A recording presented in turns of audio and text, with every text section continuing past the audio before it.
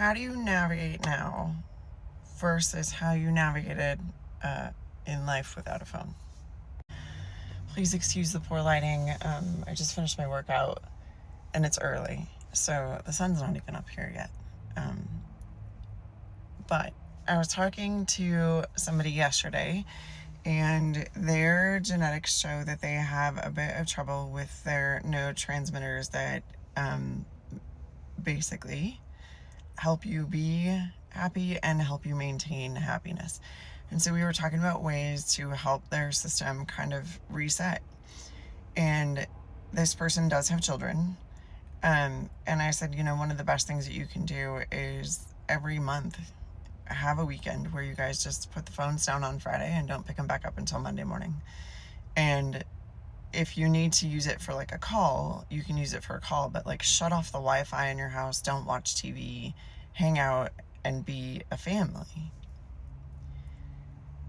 And this is actually not just true for people with that genetic predisposition, it's true for like everyone.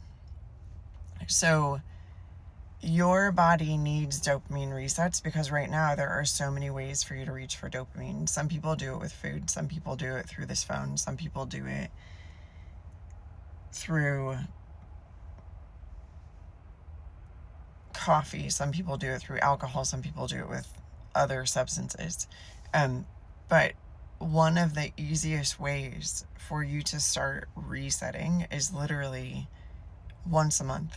Take a weekend and put all the devices away. Like literally when you get home from work on Friday, set your phone on do not disturb. And of course you can leave it open enough that someone who needed to call you in an emergent situation could get a hold of you. But otherwise, like, turn the devices off, turn the Wi-Fi off, get out of that mode of constantly needing to be entertained. And he said it could very easily be done for him and his wife, but the kids would struggle. And I was like, right, because they've never known a life without. Like, think back, because he's in his 30s, think back to when you were a kid. Do you remember when you got your first cell phone? And he's like, oh yeah, I was like out of high school. And I said, okay, what did you do in high school? And he's like, oh, we'd go on like camping trips, we played card games, we played board games, we found stuff to do. And it's true. We used to know how to have a conversation. We used to know how to engage. Our kids used to have brilliant minds that came up with very imaginative play.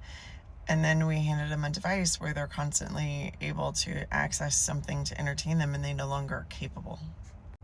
Did you know there are now treatment centers for electronics addiction? It's gotten that bad.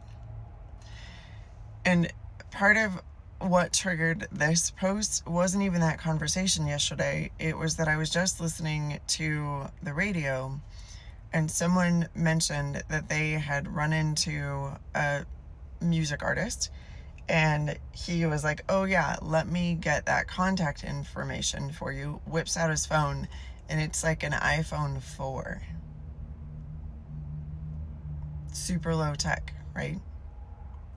And they got on a conversation about how his kids don't have phones and they're in their teens and they don't have phones because he still wants them to be able to have a conversation, come up with things to do to entertain themselves, not become addicted to all of this stuff.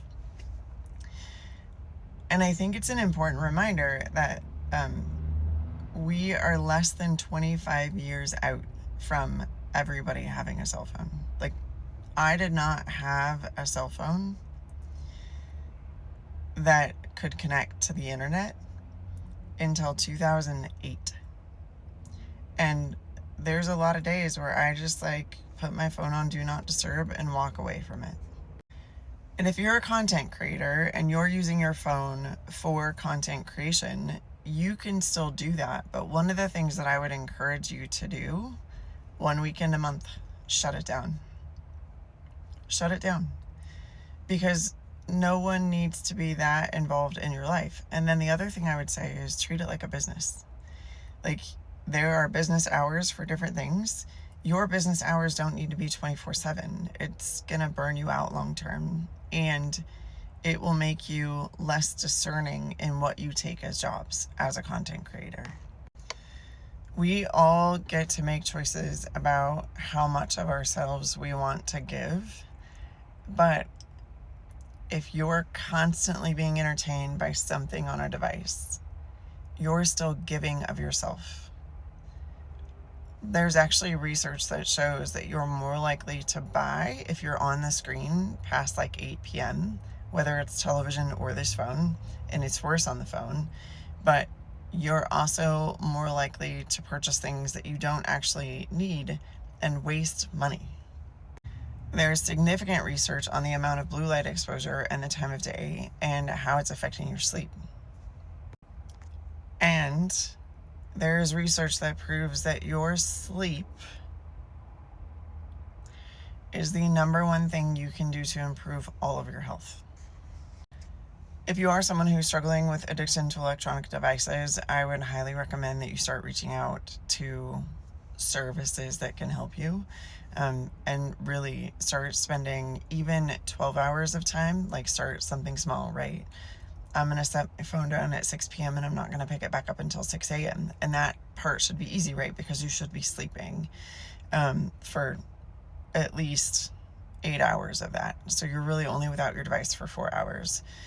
I'm going to slowly increase that to where I'm setting the device down at 5 p.m. and I'm not picking it up until 7 a.m. I'm going to, gradually move that window so that the only time I have a device in my hand is when I'm at work.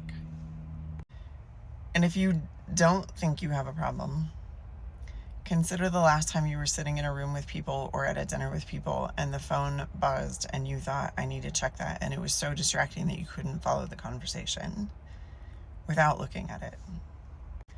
I have a client who comes in a couple times a month for massage with essential oils, and I have literally had to pull the phone out of his hand and put it across the room so that for 90 minutes he can sit there and be relaxed, because that's what he's there for the massage for.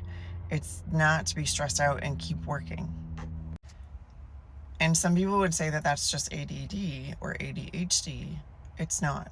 It's truly addiction, and you need to start working on ways to get out of that addiction.